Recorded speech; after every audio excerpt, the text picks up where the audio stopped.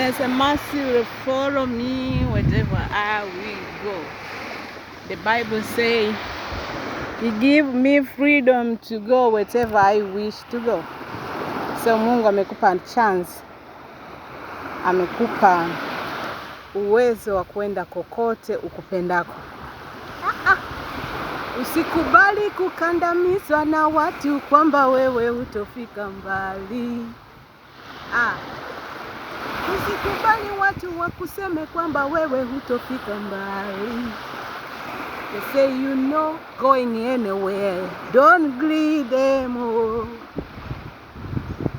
Kubali Mungu akuendeshe maisha yako wewe, sio mtu. Kama una madeni amini Mungu atayafuta madeni yako yote. Atayafuta.